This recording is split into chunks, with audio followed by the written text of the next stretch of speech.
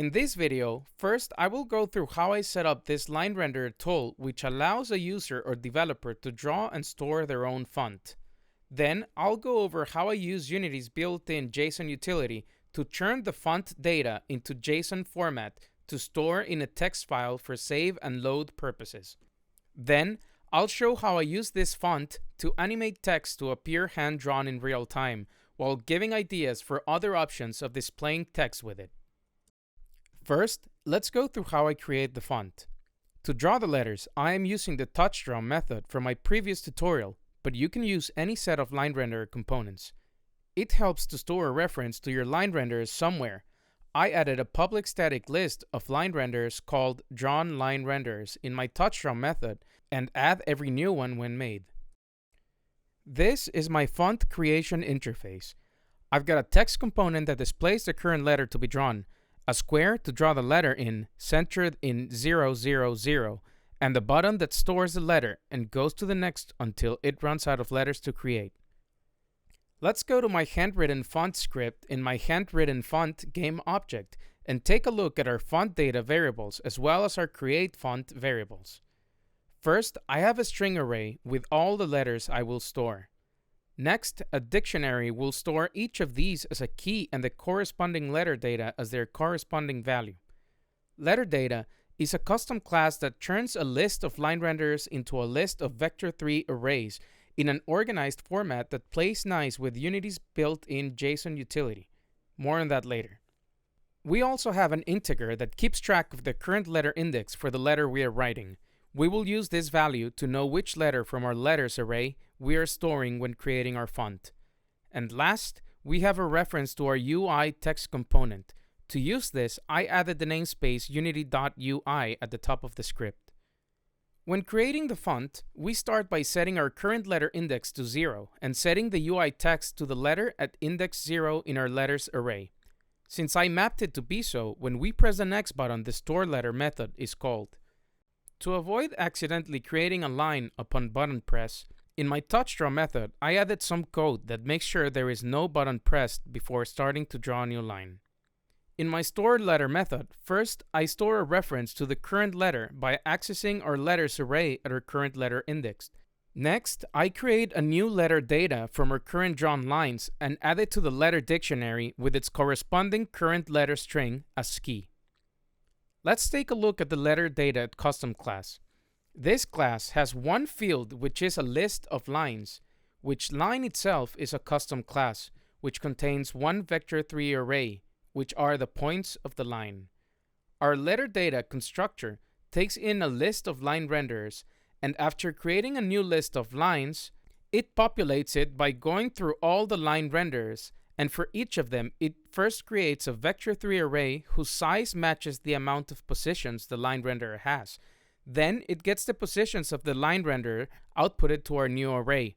And finally, it adds this array as a new line to our lines list by adding a newly created line component with our array of vector3 positions.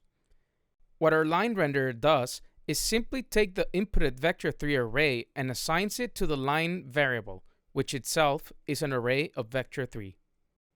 Let's go back to our store method. Once the newly created letter data is stored in the letters dictionary, I clear the drawn letter by destroying the game objects where the lines were, and then clearing the line renderer list to reset it to 0.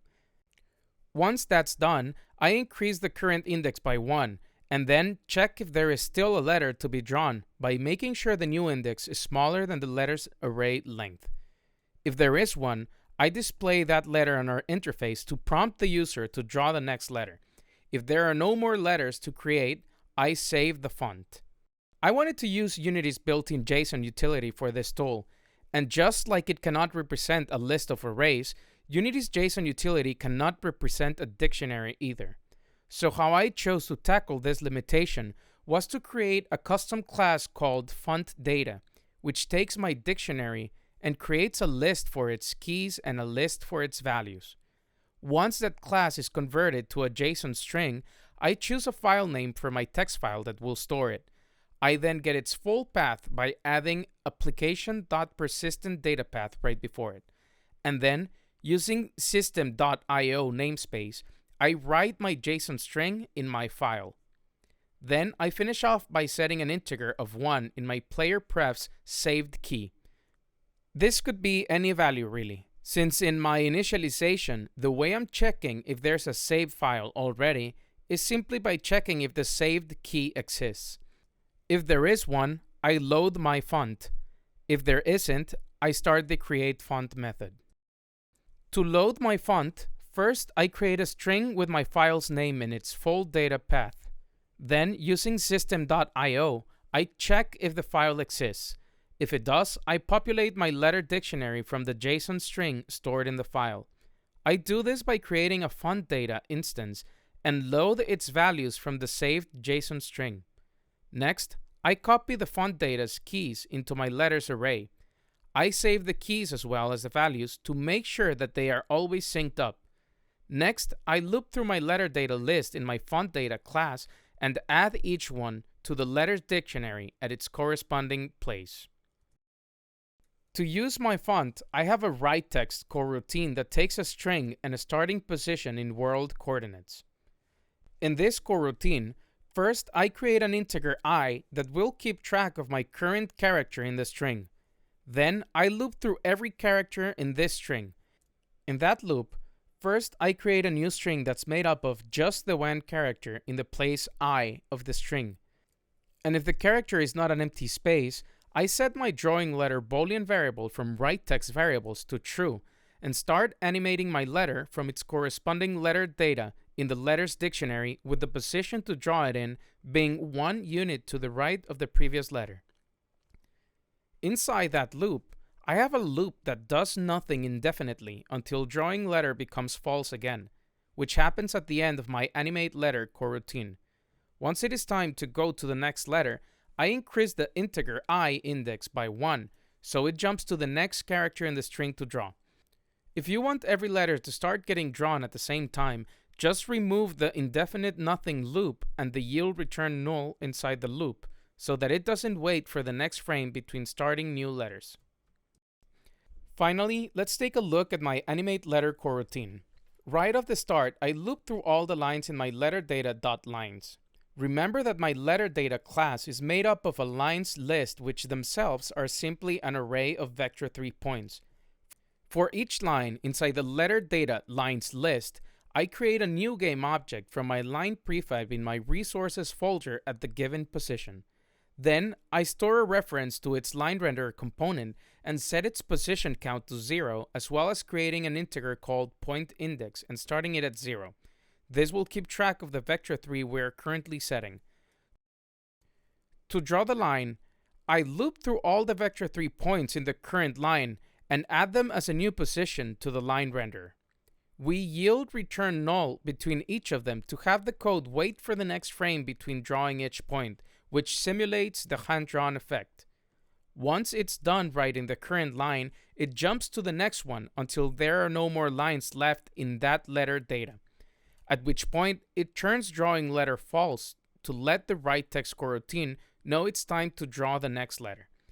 If you wanted to make a typewriter effect where each letter is drawn instantly one after the other, you could remove both yield return null lines in the lines loop and the points loop, and then dictate how long to wait between each letter by adding wait for seconds with that time value in it.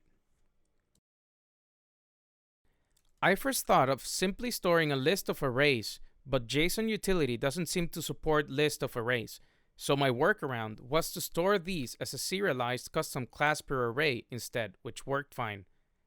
My other workaround was to store just one vector 3 array and use a value to indicate when a new line would start, but this just seemed inefficient and unnecessarily complex to parse. And what seemed obvious is to simply store a list of line renderer objects, but this doesn't really work since it would store a reference to objects which won't exist next time the program runs.